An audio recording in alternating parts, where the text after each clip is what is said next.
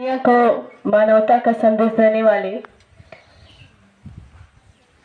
महाकारुणिक करुणा के सागर तथागत गौतम बुद्ध बाबा साहब डॉक्टर भीमराव अम्बेडकर बहुजन समाज में जन्मे हुए सभी संतों गुरु महापुरुषों को नमन करते हुए आप सभी आई हुई हमारी माताएं बहनें, आप सबको सपना बौद्ध की तरफ से क्रांतिकारी नव है। जय भीम, जय भीम।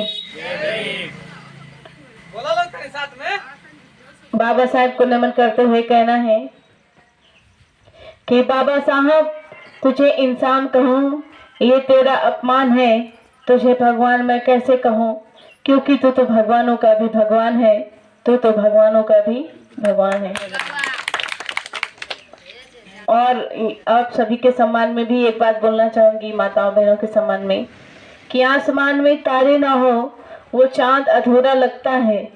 आसमान में तारे ना हो वो चांद अधूरा लगता है, और जिस प्रोग्राम में महिलाएं ना हो वो प्रोग्राम अधूरा लगता है, वो प्रोग्राम अधूरा लगता है।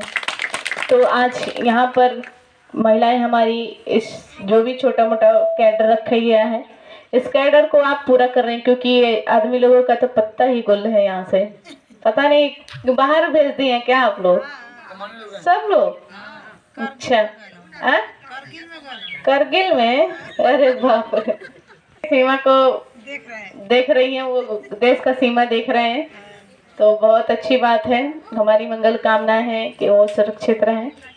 और आप सभी के गांव में माताएं बहनें एक छोटा सा नहीं बहुत बड़ा एक बात बताने के लिए आए हैं, जो विशाल सर बताएंगे, लेकिन मैं ज़्यादा नहीं बोलूँगी, बस एक गाना आप लोग को सुनाऊंगी, क्योंकि मैं एक सिंगर हूँ। तो गाना सुनाऊँ आप सबको? हाँ हाँ, बुला रहे थे तो अब बड़ा लेट में आई है, गाना सुनने के लिए बड़ा जल्दी बोल रही। हाँ हाँ,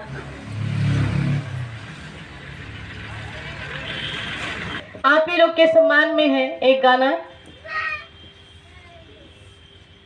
कि बाबा साहब नहीं होते तो हम लोगों की जिंदगी क्या होती। इसको एक मतलब आप लोग गौर से सुनिएगा इस बात को, क्योंकि ये गाना नहीं एक विचार है, और विचार को हमेशा अच्छे से सुना जाता है। तो मैं सुनाना चाहूंगी कि सुन रे सखी, अगर भीम जी ना होते, सच है सुकून से हम भी ना होते। कि सुन रे सखी, अगर भीम जी ना होते, सच है सुकून से हम भी ना होते। नारियां तो मूर्ति बेजान जस होती रे, नारियां तो मूर्ति बेजान जस होती रे, बैठी सुसड़ के दुकान बिच रोती रे, बैठी सुसड़ के दुकान बिच रोती रे। और आगे का जो लाइन है कि नारियों का जीवन होता कैद रिवाज में, सर उठा के चलना मुश्किल रहता समाज में, सर उठा के चलना मुश्किल रहता समाज में। नारियां तो यूज के समान बस होती रे, बैठी सोसड़ के दुकान बिच रोती रे, बैठी सोसड़ के दुकान बिच रोती रे। जय भीम।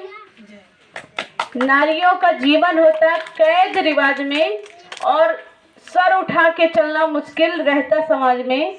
नारियां तो यूज के समान बस होती रे, बैठी शोषण के दुकान बीच रोती रे।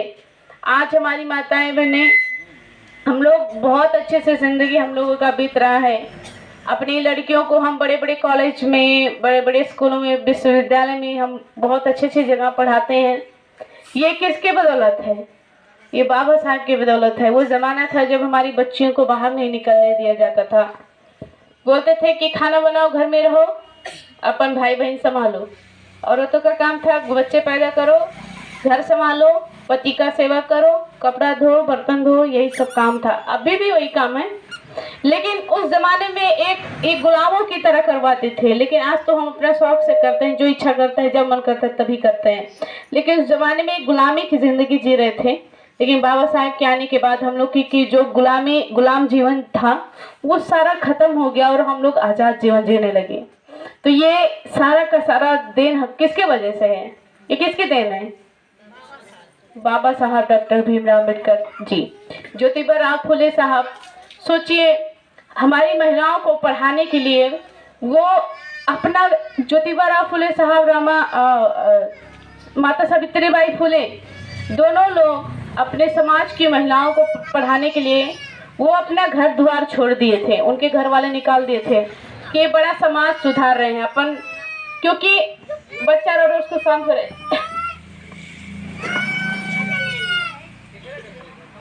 बच्चा को शांत कराइए। जय भीम। आप लोग ध्यान दीजिएगा, क्योंकि माता जो है सावित्रीबाई फुले और ज्योतिबा राव फुले साहब दोनों एक सामाजिक कार्य करते थे। वो लोगों को पढ़ाते थे, उनके बच्चे नहीं थे।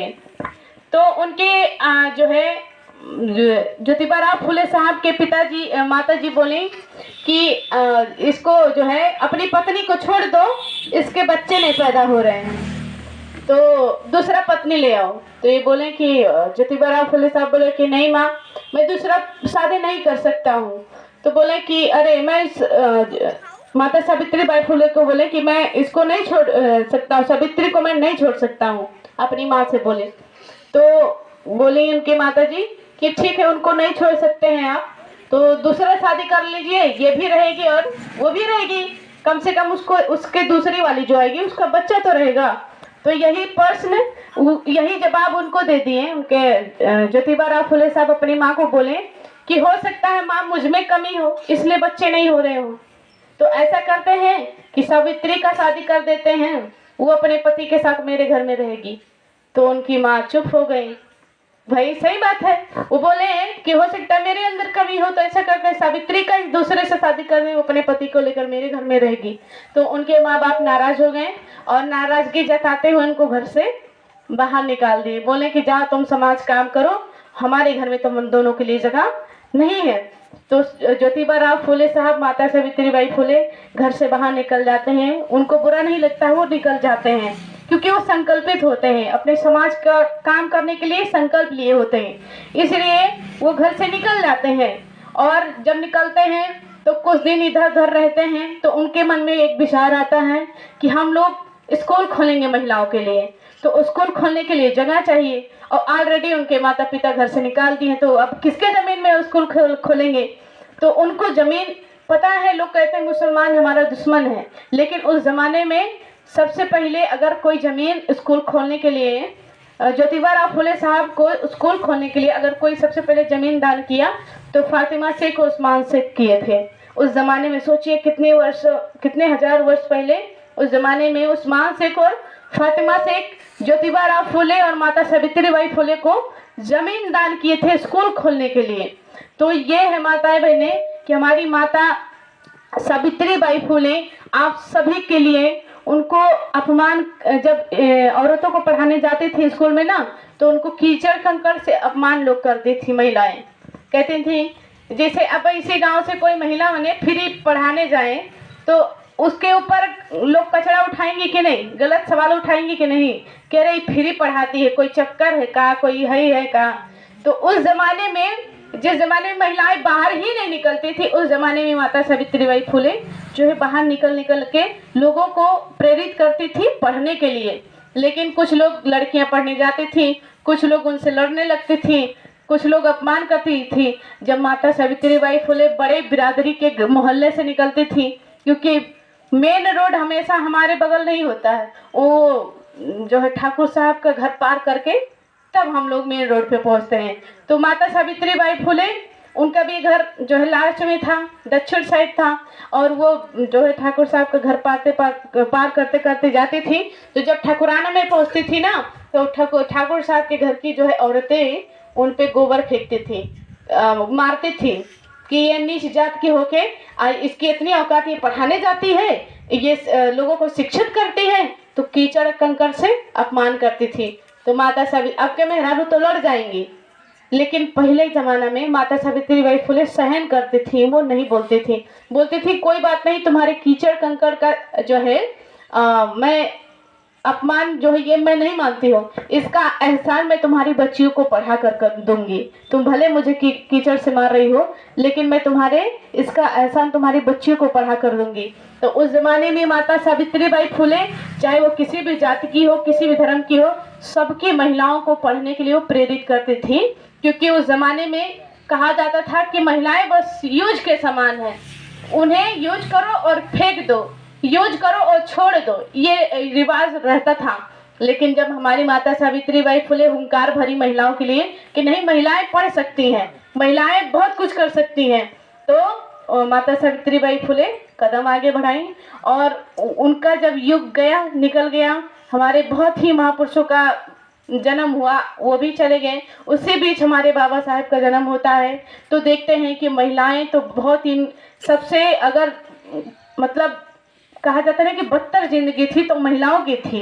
तो बाबा साहेब जब संविधान लिखने का अवसर मिला, माता जी ध्यान से सुनिएगा, जब संविधान, क्योंकि सरल भाषा में आपको बता रहे हैं, जब संविधान लिखने का अवसर मिला बाबा साहेब को, तो बाबा साहब सबसे पहले अधिकार जो है संविधान में आप सबको देते, महिलाओं को, कि अगर एक पुरुष IAS PCS डॉक्टर बनते हैं तो एक महिला भी IAS PCS डॉक्टर बन सकती है।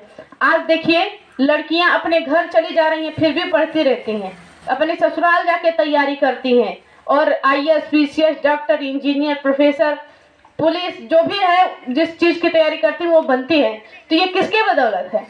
अब कोई लड़की तैयारी करती हो, उससे पूछा जाए अपने समाज में कि ये अच्छा, ये बताओ कि ये जो तैयारी कर रही हो, ये चाहे पुलिस का हो चाहे डॉक्टरी का हो, ये किसके बदौलत कर रही है? तो कहीं ये तो मेरा हुनर है तब मैं कर रही हूँ, मतलब एटीट्यूड अपने लोगों के अंदर आ जाता है, घमंड आ जाता है, ये तो मेरे अंदर हुनर था तब मैं कर रही हूँ। लेकिन उनको इतना नहीं अकल है कि हुनर क्या हमारे लोगों को पहले नहीं था?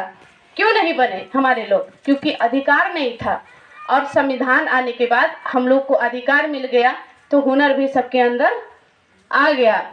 तो इसीलिए माताएं बहनें, बाबा साहब के इतने हमारे ऊपर कर्म है कि जिसको बताते बताते बहुत बहुत ज़माना बीत जाएगा, इसलिए सरल भाषा में है, मैंने आपको बताया। और एक चीज़ मैं और आप सबको बताना चाहती हूँ कि 23 फरवरी को आपके जखनिया से आगे जो है वो पड़ता है नसरतपुर धिरजी, जानते हैं आप लोग? नसरतपुर धिरजी के आगे एक पुल पड़ता है, मंगई नदी पुल, शिखड़ी से पहले 2 किलोमीटर पड़ता है। धिरजी गांव पार करते ही ना, नसरतपुर धिरजी पार करते ही वो फील्ड पड़ता है। तो वहीं फील्ड में 23 फरवरी को एक बहुत बड़ा कार्यक्रम रखा गया है, जिस कार्यक्रम का जो है नाम है संगीत में बहुजन समाज जोड़ो महासम्मेलन, जिसमें 3 महासम्मेलन हो चुके हैं, चौथा आपके यहाँ जखनिया में रखा गया है। और जिसके तत्वाधान में हम लोग गांव-गांव ये छोटा छोटा कैडर करके आप सभी को निमंत्रण भी दे रहे हैं, और थोड़ा सा जान पहचान हो रहा है, थोड़ा सा मुलाकात हो जा रहा है, थोड़ा सा बात हो जा रहा है। तो ये एक मिशन का रिश्ता हम लोग गांव-गांव जाके बना रहे हैं, तो बहुत अच्छा लग रहा है आज आपसे मिलके, और आपसे जो मिशन का रिश्ता बना, ये अब मुझे बहुत खुशी हुई। तो मैं कितने लोगों से उम्मीद करूं कि आप सब लोग